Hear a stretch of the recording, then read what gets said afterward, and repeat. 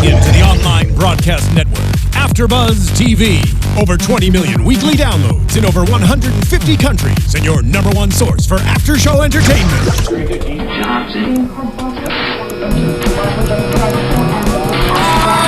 AFTERBUZZ TV, the destination for TV superfans. Producing after shows for over 300 of your favorite TV shows. Interviewing celebrities and showrunners. And bringing you behind-the-scenes exclusives. All thanks to E! Entertainment's Maria Menounos, producer Kevin Undergaro, and internet leader Akamai.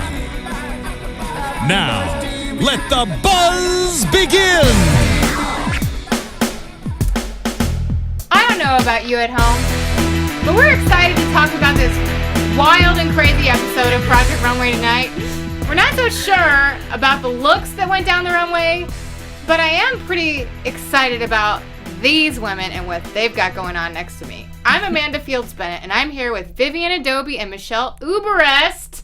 Hey guys, Woo! VIP in the house. Where can we find both of you online? You guys can always interact with me at vivaciouslyviv on Twitter and Instagram. And you can find me on Instagram and Twitter at Uberreste. And you can find me at Instagram and Twitter at The Runway Queen. So, what have we got going on tonight? It's a little crazy because... It's a hot mess. Yes.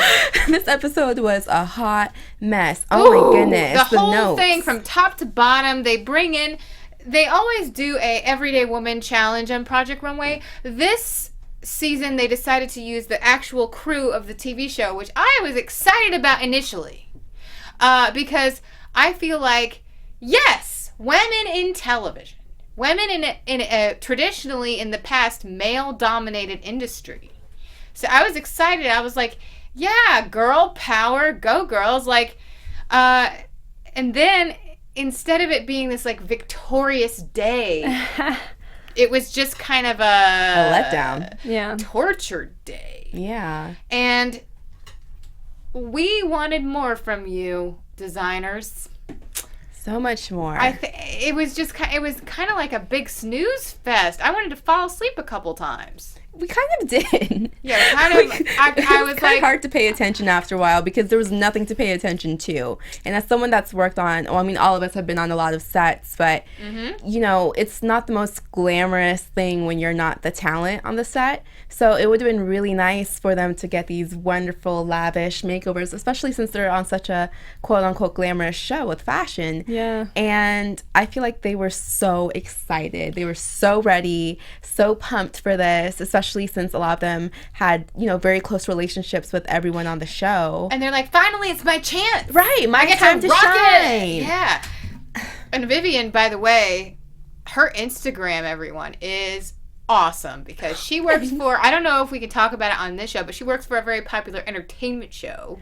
Thanks. Yeah, I'm just going to keep them down on the list. yeah. You follow me, then you'll find out. If you follow her, you'll find out. At Vivaciously Viv, you'll find out everything I'm up to. And she has selfies with celebrities, like, all the time. So you're working behind the scenes to produce this awesome show. What is your job title there? We can't say. Okay. Just tune into my Instagram and you can see all the stuff I do at AFTERBUZZ and elsewhere. I like to push the envelope with the questions. Okay, that we'll leave it at that. But- Follow her because she has an tiny- exciting like perspective to this episode because it's kind of like, well, on here you get to be the talent, but on the job that you have most days, you're It behind depends the on what scenes. you're doing. I'm more on the writing side. Okay. So I still dress cute every day. I mean, That's look not- at her. Hello. I wore this. I wear this all day. Yeah, but yeah. the people who are on set, like the women in the show, this episode, like the camera assistants, sound mixers, you're moving a lot. It's not something that you can, you know, be comfortable in shoes like heels and do. You want to be as comfortable as you can because you don't know how long you'll be on set. It's long. It's really long. Like 17-hour days. They're there before the cast shows up. They're there after the cast leaves. So, I mean, it's hot. It's a lot of hard work. They don't get to dress cute or feel good when they go to work. You know, they just... And if you do dress cute, by the end of the day, you don't feel cute No. anymore. No, You feel you're just like a sweaty. mess. Yeah. But you're right. I mean, Michelle isn't exaggerating, you guys. These days of producing TV and film can go on and on.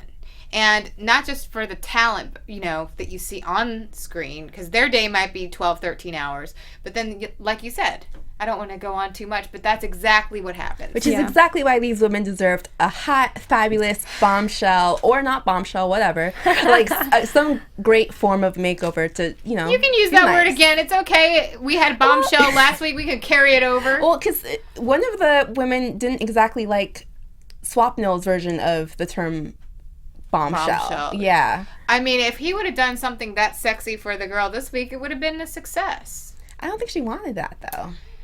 This is, I think, the issue here with an episode with the, everyday women. Jen. Which I would say, if you're a woman and you work on a TV show, I don't know if that's every day. I feel like it's pretty exciting. But it's something that, you know, every woman can relate to, like whether you get to be cute at work or whether you don't. It has to be something that makes you feel good and that can function for whatever you need it to function for. It's you know, I love the everyday woman challenges because I think it challenges the designers to make, you know, different body types look good in your outfit and feel comfortable. You know, you can throw anything on a model, like you could wear anything and look cute and fashion, and you know, but it's a much bigger challenge. Right, Amanda? Right? Yeah. If I was a hot redhead model, I would be strutting around in a paper sack. Yeah. Well, thank you. I think it's a much bigger challenge to the designers, especially if they're not used to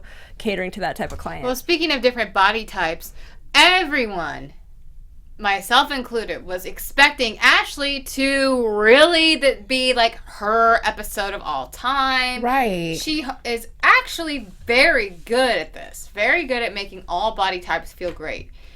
So, I don't want to spoil anything for you. If you want to find out what Ashley set down the runway in New York Fashion Week, and no, they didn't reveal which designer did which collection, but I think you'll be able to tell if you go to bloggingprojectrunway.blogspot.com. They have all the collections that went down the runway in New York Fashion Week last month, and you can look at piece by piece, and I think by now at this point in the show you can kind of tell who did what. It's kind of fun to try and figure it out. We're not going to show the collections on here until they actually happen on the TV show, because we don't want to do a spoiler for you guys if you want to be a purist with the TV show. Right. You know what I mean? Because it did happen in real life already in New York, but if you know, some people like I'm a purist. Yes. I haven't looked at any of it yet. Yeah. I'm going to leave it in suspense. Thank you. But I think they did show 6 collections, so it's no surprise who the people were, but they didn't say whose was whose.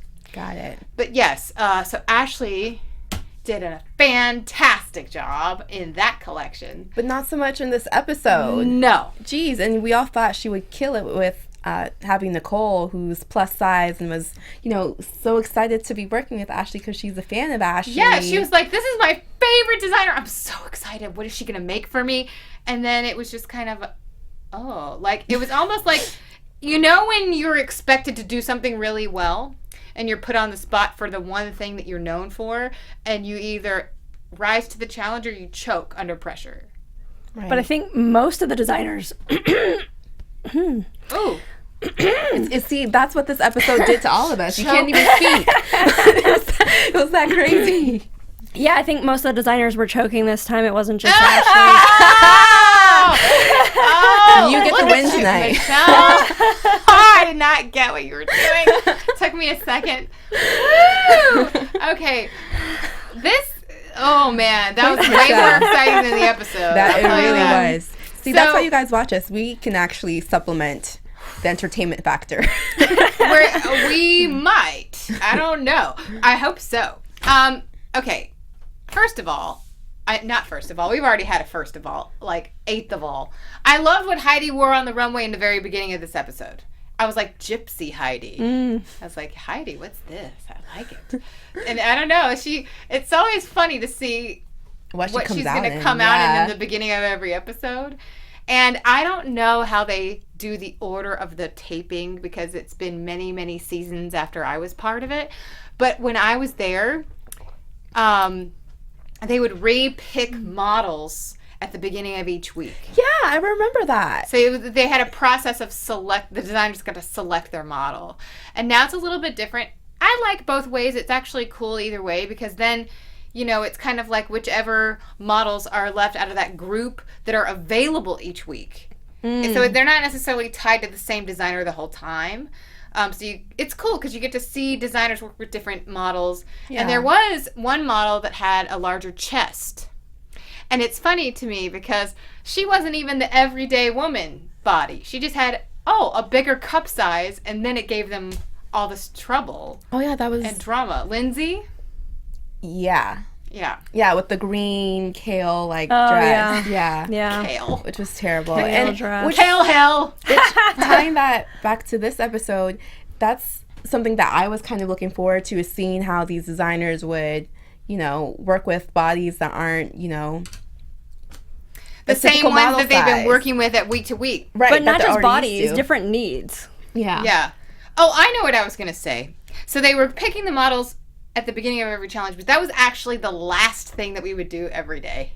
So we would have the whole runway day, the judging, the elimination, all of that. Then we would come out in the little black slips, bare feet, so they could see everyone's height. It's a little weird. Now that I say it, I'm like looking back on it like, what were we doing? But that was when Heidi would come out in the beginning of the next week's episode outfit. So I think that maybe that's kind of how they still do it, is like when she announces the challenge and she says how long they have to do it, maybe that's like at the end of the runway day. That would make sense. You know, they're already there. Yeah, exactly. So they're not going to like spend time when they would be normally sketching or... But then, don't the models have all their hair and makeup done? But now, yes, but they try to tone it down. Oh, okay. Yeah, but you'll notice that. I would want to see him with no makeup then. No shoes, slip, no makeup, no hair. Shoes, no shirt, no service.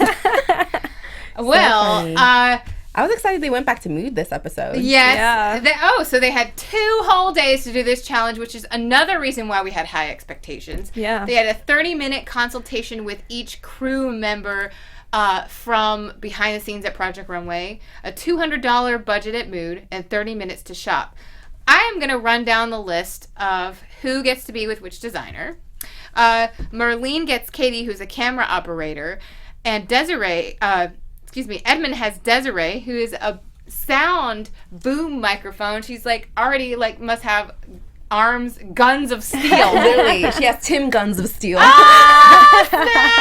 Puns for days on this panel. How long were you waiting to say that? All night. All night. Woo, I love it. And Kelly got Ashley, who's a talent manager. Swapnil got Jen, who's a production coordinator. Ashley got Nicole, who's a challenge assistant, which I would like to find out more about what that job entails. Right, did Miss Challenge assistant, did you help with this challenge? Yeah. Maybe she did that on purpose. I want a makeover, so let's make this happen today, this season. Yeah. And Candace has Monique, who is the model wrangler, whoop whoop, / babysitter. Because here's the thing about what a model wrangler does. Not only are they checking us in every time we work, not only are they making sure we have what we need, we have snacks, water, whatever it is, they have to let us know when they're going to need us on set, and they kind of show us around and okay, here's housekeeping, here's the snack area, which they call crafty, which for craft services. I used to not know what that was when I was like, crafty? We're getting crafty up in here. It's embarrassing. And the baño and all that kind of stuff. But then they have to walk the models around the set for safety reasons. Ah. So it's really funny. You can't just kind of let the models wander off. You're sounding like sheep. Yeah, it is. It's like herding cats. So Monique is basically a little Bo Peep. Yeah. In charge of the sheep. I know. It's not like we can't figure out where to go. It's just that on paper, we have to be walked around the set for just insurance purposes. That makes sense because I was a talent assistant at the Olympics last year, and some of the talent that I would work with, like literally I was like their doppelganger. I'd have all their IDs on me. If they went to the bathroom, I had to go to the bathroom. If they needed coffee, guess who's getting coffee? And it's not like the models can't go do it for themselves. Right. It's just kind of how it has to go. Yeah, it just needed someone else there. Yeah, it's kind of like a protection thing for the production, because heaven forbid someone got hurt or someone decided to just run loose, which I did have one person who just quit, just up and leave. I'm out of here. Just went missing for 2 hours. So yeah, they have to make sure that everything is cool for the model. So Monique, I appreciate you. Right. I appreciate all the women of Project Runway, on camera and off. So the objective of this challenge, I think, missed the mark completely, which is why we all had bad comments. Like, you can't read mine, but all it says is unimpressed. Yeah. Michaela, was that the gymnast from the Olympics? Speaking of the Olympics, and she was like, not impressed. The pace. Yeah. Because she got the silver medal. She was like, yeah. So Tim Gunn was saying, workday ordinary to runway extraordinary.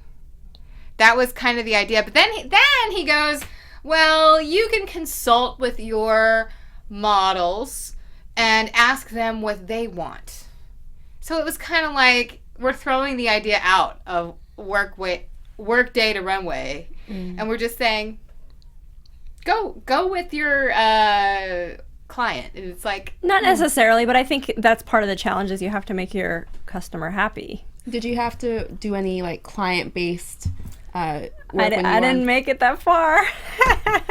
I was so sad because I love the Everyday Woman Challenge. Mm-hmm. I would have loved to do it. But how do you think, because some of the feedback these women were giving was very like, not hard, but very honest about what they wanted for I never themselves. got to that challenge on the show, but I do it all the time with clients in real life, and you just have to listen to what they want, and you just have to use your intuition. Clients, in general, will gravitate towards designers that they like anyway, so it's really not that hard in that aspect. So, and these ladies have been working with the designers really this entire show, so they already know them and are probably already fans. So in fact, this was my favorite thing about this episode, was that they are already so comfortable around the designers. They just said whatever they wanted, because they're not coming into the show for one episode being like someone they found from the park, out in the park or something. Right. They're like, we've interviewed you people this whole time. We know way too much information about you. Mm-hmm.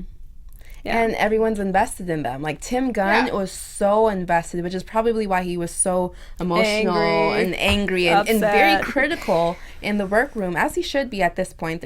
They were the top 6, and that was terrible. So very frustrated. Speaking of the workroom, I mean, talk about like, I wrote down the clothes are not exciting at all. Well, I think it goes back to what you said. Like, a lot of the designers just weren't listening. They weren't listening to the client at all. If I say I want sleeves, you better damn well make some sleeves. And make them look good. Yeah, I mean, Swapnil wasn't listening. Merlene was struggling at first with the whole listening thing. Yeah, I mean, there's so many different sleeves you could do. It's not like, and look at us, we all have different kinds of sleeves on tonight. Yeah. Example, A, B, and C. I think maybe it's just intimidating for the designers if they're not used to doing that, or, it's getting late in the game now. There's less people. Your chance of getting kicked off is higher. But at the same time, it's like, come on, guys. Like, I would think it would be easier because you're having someone right there telling you, hey, this is what I want. So you just kind of have to fall in line. It's like you kind of have a parameter. You just, color it, fill it in. And the client is the one paying you in life to make something for them. Right. So you have to listen to them because they're paying your bills. Like, hello, they're the ones saying, this is a fabric I want. I'm going to pay for this. This is I wish they would have gotten to go to Mood with them. Yeah, that would have been really cool. That would have changed the challenge. Yeah. And it would have been a lot more entertaining. Oh, yeah. Yeah. Oh, my God. I think that's where they missed out. That was the one ingredient that they needed. And Ashley mentioned it, too, when they were shopping in Mood, how she wished she had Nicole with her to help her, like, go through the process of selecting fabrics, whereas I think it was Edmond Swapnil. It was Edmond or Swapnil who was comfortable not having like the person there, Swapnil, but I think he probably would have needed it the most. No, because he was afraid of her being there. I think that's what it is. Swapnil, I think, is very talented. I think for some reason this season, the people on the show, the producers, have pushed him into this place of being afraid to be who he is.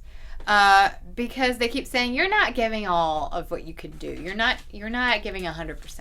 And that's kind of scary. Now that you say it out loud, like, and I'm thinking about it, that is kind of scary. Because, like, what if you don't know if you're, like, if I feel like I'm giving my all and you're telling me I'm not, I'm like, well, what else do I have to give? Yeah, and like, I think it kind of brings you down, and your confidence is low. And it's, I don't know, it's kind of like an attack on you a little bit. I didn't like it. Well, I think that makes it harder to perform, too. Yeah. You're like, well, they don't think I'm doing this. I don't know what to do anymore. You start second-guessing yourself. Right. Or maybe he's just checked out. I don't know. Honestly, I thought it was bad advice from someone like Tim Gunn. Because it's like, no. Don't just say you're not giving it your all. Tell me what I can constructively do. Right. Like, why are you just saying that's too general? It's like, no. What is going on with this one dress? But that was also partially Swapnil's fault for not asking that, because he's even having a conversation with Edmond back in the apartment, and Edmond's like, well, why don't you talk to Tim Gunn and say, hey, can you tell me exactly what you're not seeing, and, lock down some, specify some details. Mm-hmm. And he's like, well, I'm not ready, to have that conversation. Right. But guys, I think everyone is ready for the runway rundown. Oh! Let's get to it. But right before, we got to talk about this new show on the CW. And let me tell you why. It's crazy. This episode's crazy. This show is crazy. It's called Crazy Ex-Girlfriend.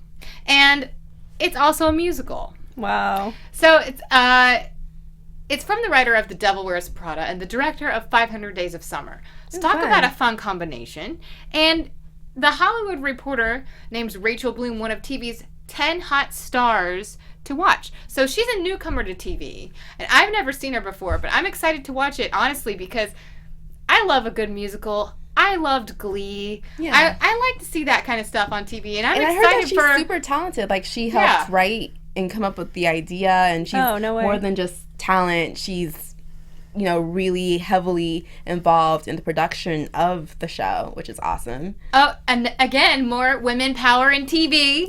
And you can check out the trailer at cwtv.com. I've seen a couple of little commercials on TV, and basically this character, Rebecca Bunch, she follows this ex-boyfriend of hers that she broke up with years ago, but she thinks there might be a possibility of rekindling it. She goes from one coast to the other for this guy. She tries to make it sound like it's not for him, but it totally is. Totally is.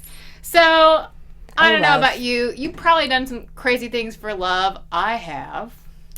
Well, I did. I moved to one coast to the other to avoid someone. And then he came out here anyway. Different story. I'm blushing. Got too personal, but that's okay because I love talking about relationships. That's a whole other show. Relationships that may not have ended well for our designers either. Oh. With this whole marriage situation between the designers and the clients of this episode. Oh, yes, but I must mention the series premiere is Monday, October 12th at 8/7 Central on the CW. Anyway, back to the show. Runway rundown. Let's get to it. The first designer to do it, I want to rhyme. Oh my gosh, all the time. It's Kelly. We have the... Oh my God, I can't with this stuff. What is this? I don't understand why everyone was flipping their lid for this outfit. I thought it's cute. I would wear this. I could totally see you wearing this. Oh yeah, I would totally wear this. Okay, so the model is named Ashley, and she is the talent manager. She's coming down the runway. Okay, she looks cute. I will not argue that. Where did I write down what I think? I wrote a lot of stuff down tonight, for heaven's sake. Safe, boring, cute, and cheap. What did you rate it? I rated this I'm going to say a 7 because it is a successful look. It does fit her well, but it's kind of like a minimum. Like, oh, okay, it's cute. Minimalistic, yeah. Like, I feel like, okay, yes, she edited, like Nina said. Yes, it was good coming down the runway. But I just expect more at this point. The final 6 designers. I was not wowed. This is a 7. Okay. I was kind of in the same mind frame as you. This was kind of, for final 6, it was very simple. But I do like that for Kelly, this is not her normal shtick at all. Very simple for her. But it's ready to wear. Her client loved it. It fit her really well. And it was funky. I would wear this to work and then go to a happy hour and be looking cute and taking phone numbers and all of that. So I gave it an 8.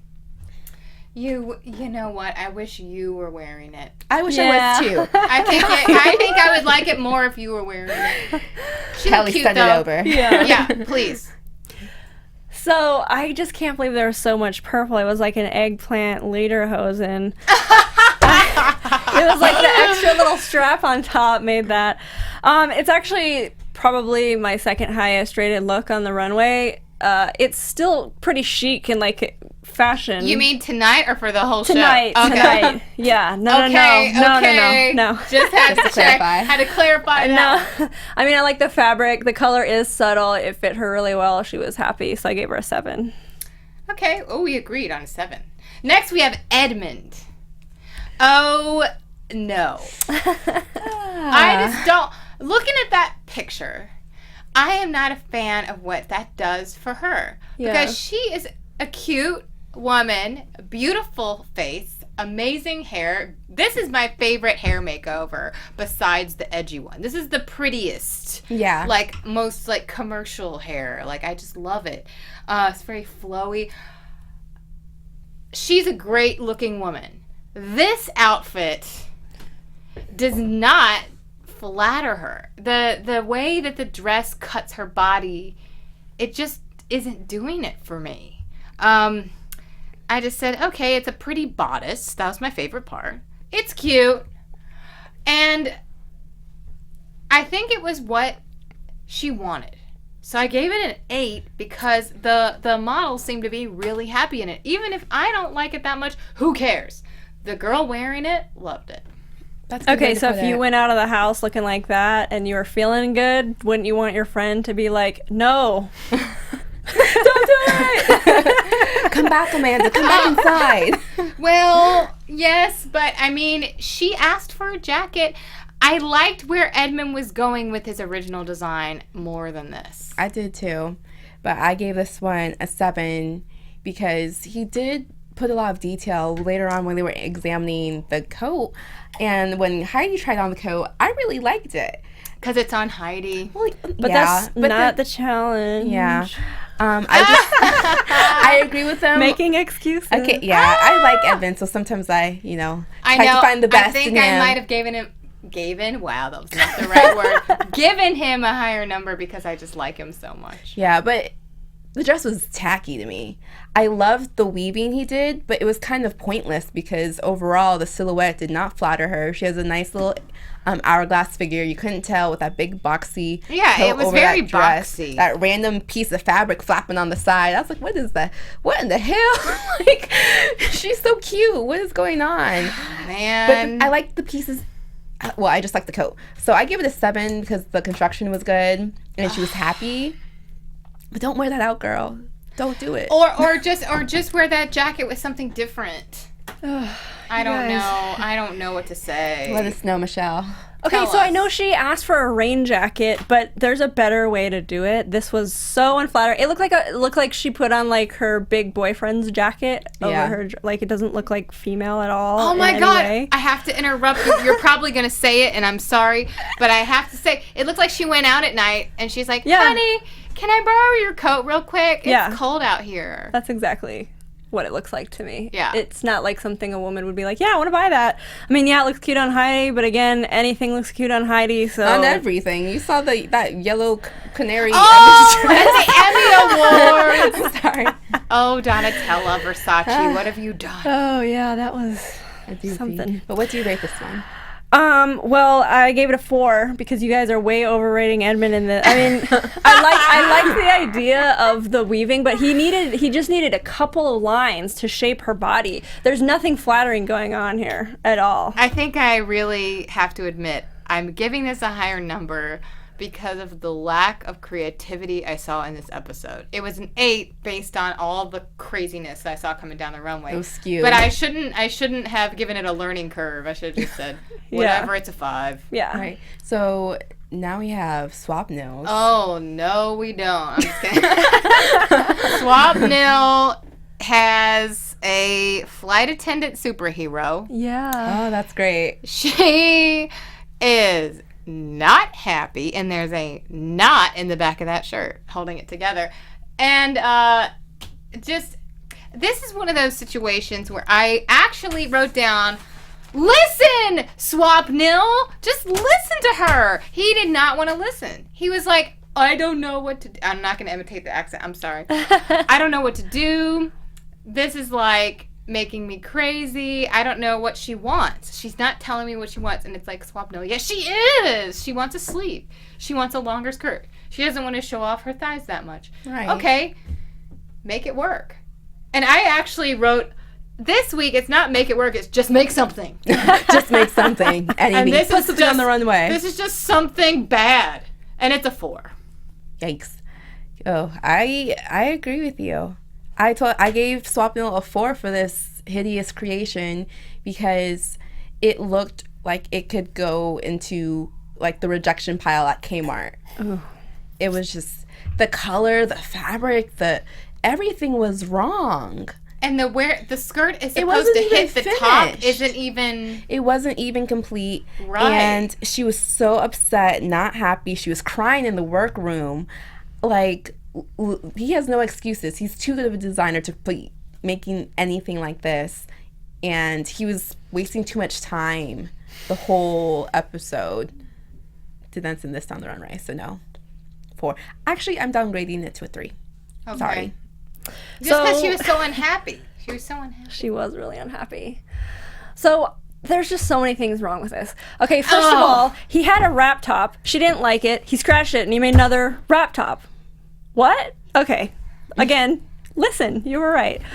I didn't actually hate the concept of this. Like, I think it could have been chic. I like the idea of the cape. But he uses this totally heavy, weird fabric, didn't listen to the client. And then, for some reason, everyone likes to use neoprene for, like, garments that it does not lend itself to. Yes, so, very well said. It's like, oh, let's use neoprene because it's modern. No, like, you just can't use it for whatever. You know what? It's like people making movies in 3D just because 3D is a trend. Yeah, not cool movies that work with the 3D where it's coming at you. And this is not a sponsor, but I'm excited to see The Walk. Just saying. 3D, I'm just saying. That seems to have a reason to be 3D. Continue. So I gave it a 5 because I think in concept it could have been really chic if he would have chosen different fabrics and like actually took the 2 whole days that he had to listen to his clients. Like this is, you know, you could make this in half a day. It's not that big a deal. Swapnil. Oh, I wanted to like throw my headphones at him. So now we have. That sounded very Monique. aggressive, and I'm sorry. I don't really want to hurt him. I just wanted to wake up and I wanted make to something throw good. the headphones at the TV. Right. That's what I wanted to do. Oh my God! What are we even looking at? We're looking at Candace's creation for Monique. Yeah, but ew! This has got to be the. I'm just gonna say it. Worst look of the season. You know why? She looks like a streetwalker, and they said it. I'm not making this up. The judges said it. If you didn't see the episode, go back and watch because it was actually really funny to hear them come up with ideas for what to call her. She's boudoir. She's gone too far, and she has this like Elvira streetwalker bat cave. What is she doing? Like the look was already bad, and then they put this shawl. Candace, I shouldn't say that. Candace put this crazy shawl on her because all these women wanted to cover their arms, and these designers are like, I don't do sleeves. I don't do a jacket. Yes, you do, jackets, Candace. I've seen it. It was done like a couple of weeks ago. You know the trends from last week, the Just Fab trends. Yeah. She had trendsetter. That should have made the challenge even easier. And she just did the sleeve. It's like, okay, I know she doesn't want to repeat herself, but she would have looked so good in that trendsetter type of outfit. The A-line skirt, the long sleeve shirt, the little scarfy thing. She was like, darn it, I made it in the wrong week. But that's okay, because at least she didn't make this last week, because it would have been, going home. So what did you rate her? I would say, oh my God, like a 4 again. I'm sorry, Candace. I agree with you. I like you, Candace, and I think you're better than this. That's why it's such a low rating. I agree with you. I think she looks like a dominatrix, trashy, like Missy Elliott's garbage bag outfit from a music video from the 90s. Is it worth it? Let me work it. I put my thing down, flip it, and reverse it. The best part of this whole outfit was the shoes. She looks like she belongs in the En Vogue video. Oh! Thank you. Oh my Yes, God. that's exactly. Is that Free Your Mind?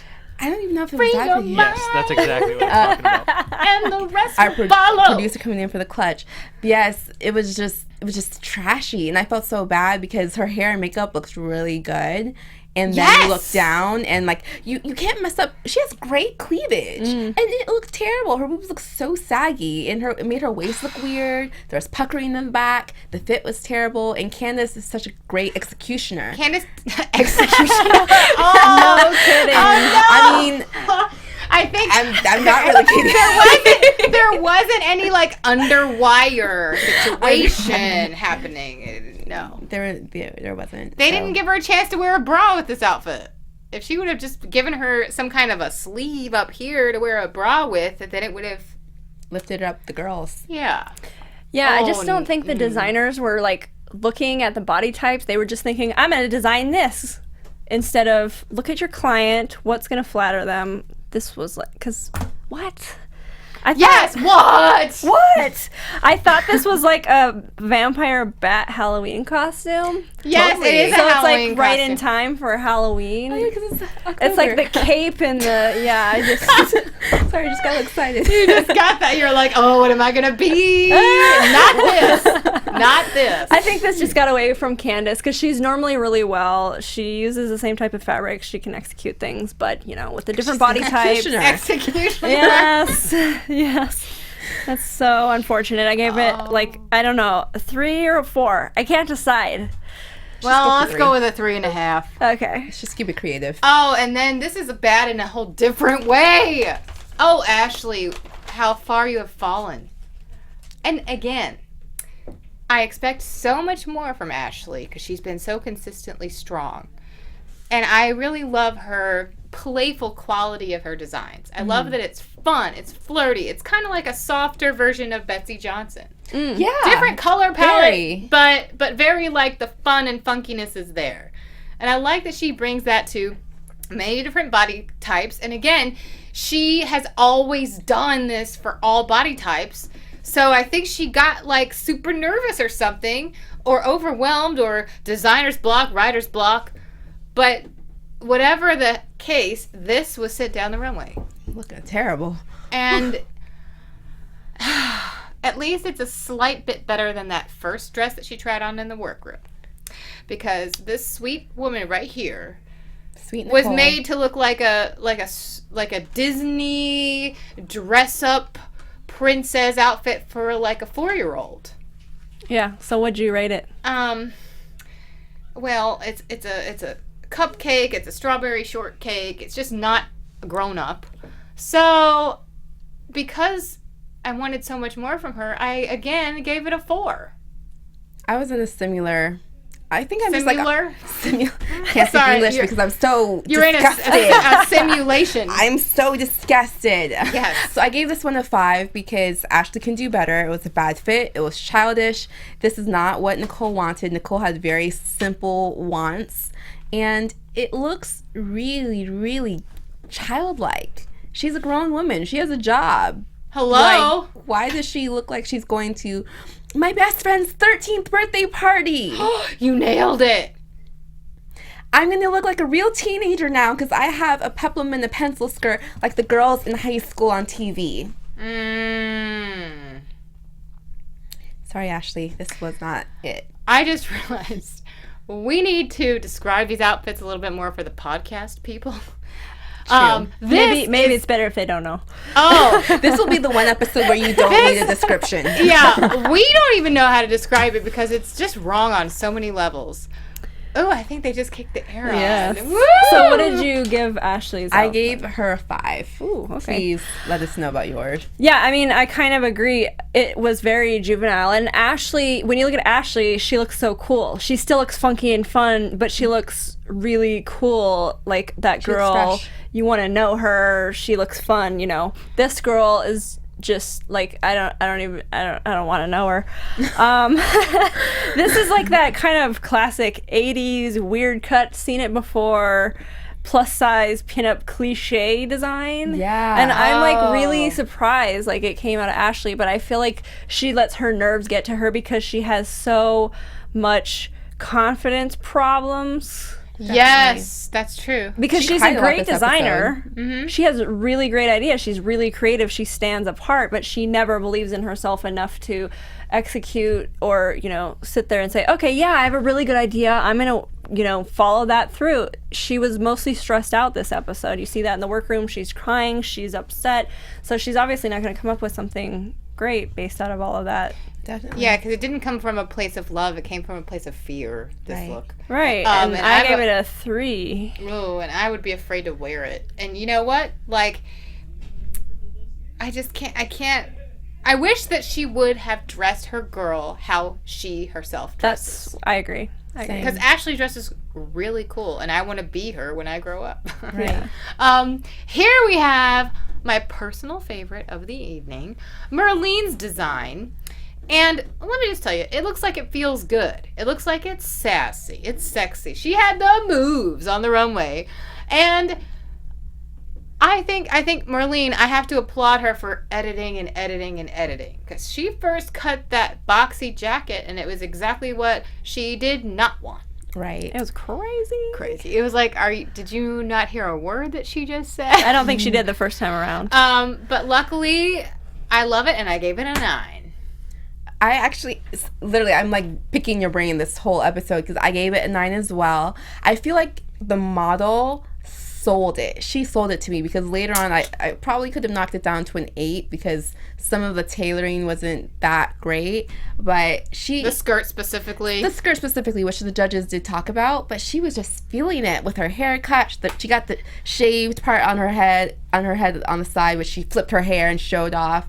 And Speaking of flip, can we flip to the next photo of this same look?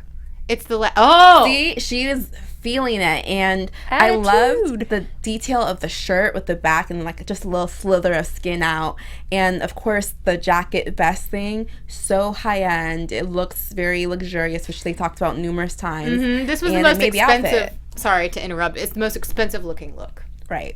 Look. I can't. It was like the only fashion look on the runway besides the overalls. I thought everything was kind of costumey, weird, whatever. Yeah. Otherwise, Like, where are their ideas going? yeah, I think like 8.5. I think it was super chic. The model looked cool in it. The only thing I had a problem with was the vest wasn't really finished correctly, so it was puffing a little bit on the edges. It was. Ooh, I'm glad you pointed that out. Yeah, so either her fabric had some polyester in it so she couldn't press it, or Or poly blend. Yeah. or she just didn't take the time. But other than that, like I think if she would have done that and focused on the fit of the skirt just a little bit more, and maybe it's a little too shiny, that fabric too, but just tiny things, I would have given her a 10. Right. Yes, and I'm noticing something now. I always notice more when we look at the pictures in here versus watching it on TV. I think that little vest was kind of military-esque. A little bit, but I felt like it fit the overall look. But I liked it. I like it. It was kind of like a warrior woman without being a costume. Yeah, this is what happens when Merlene decides to edit. It's super freaking fabulous. Yes. Yeah. I feel And- like Marlene is a sleeper. Yeah, Merlene She's a has sleeper contestant. made some crazy, wild, weird stuff. But then she comes out with this, and I'm like, "Who are you? I love you." Yeah. Right. And that black lace gown that she sent out a couple of weeks Yeah. ago. She could. I mean, we're already down to the nitty gritty of this season, but she could go even further. I think she could. Yeah, I think she could. Maybe she takes it. We don't know. Well, we actually don't. we actually don't know. But you know, I think the quote of the night wasn't just from Tim Gunn. We usually talk about our favorite thing that Tim Gunn says, but Zach Posen. Oh yeah. He was talking about Candace's look, the one that had the crazy shawl, blue and black leather, but it wasn't leather. It was some crazy pleather and a bad fit. And Zach Posen said, because someone said, she looks like she's going to Comic-Con. And he said, well, no, she's going to the alleyway of Comic-Con. Oh, jeez. And I should have said that when the picture was up, but I forgot. Zach. The image is burned in our minds. Zach's fingers. So the winner this week is Kelly. Clap, clap, Kelly. clap. I think it should have gone to Merlene. Me too. But maybe they're saving Merlene for the top 3 and they want to just save that win for later. Maybe. I think they made the right choice after all. When we just talked about the different changes that could have been made construction-wise, I see why they went with Kelly. Mm-hmm. And it was an interesting silhouette with all the 3 pieces of it. Mm-hmm. Mm-hmm. Swapnil, unfortunately, this was his last day on the runway. For So now. sad. We don't know. Or Or not. not really. Also, did you notice that when Swapnil exited and Tim Gunn said, okay, I'm sorry, you're going to have to go clean up your space, no hug? Or they edited it out, I don't know. But there was no hug between Tim Gunn and Swapnil. And there was not even a handshake. It was so awkward. Like, they didn't barely acknowledge each other. Like, Yeah. Swapnil was like, oh, I have to go clean out now. Boom. Bye. And And I no was- emotion I from was Tim. really surprised that Tim didn't initiate anything. But you guys can initiate a conversation with us anytime you like on Twitter, Instagram, Facebook. Follow us, chat with us, comment on our YouTube videos, on iTunes. We really actually love the feedback. It's helping us make a better show for you. And speaking of following, where can we find you again? Okay, guys, you guys can always follow me and interact with me at vivaciouslyvivian.com and at vivaciouslyviv on all social media platforms. Again, keep the comments coming. I love commenting back. You should follow her to see what we're talking about this evening. And you can find me, Michelle Uberreste, on Instagram and Twitter at Uberreste. And look at her hot designs. You guys can find me, Amanda Fields Bennett, on Twitter and Instagram at The Runway Queen. And tell me all your thoughts about this episode. We were very underwhelmed. We tried to give you a good show anyway. We'll see you next week for the Avant-Garde Challenge. From executive producers Maria Menounos, Kevin Undergaro, Phil Svitek, and the entire AfterBuzz TV staff, we would like to thank you for listening to the AfterBuzz TV network. To watch or listen to other after shows and post comments or questions, be sure to visit AfterBuzzTV.com. I'm Sir Richard Wentworth, and this has been a presentation of AfterBuzz TV. Buzz you later. The views expressed herein are those of the hosts only and do not necessarily reflect the views of AfterBuzz TV or its owners or principals.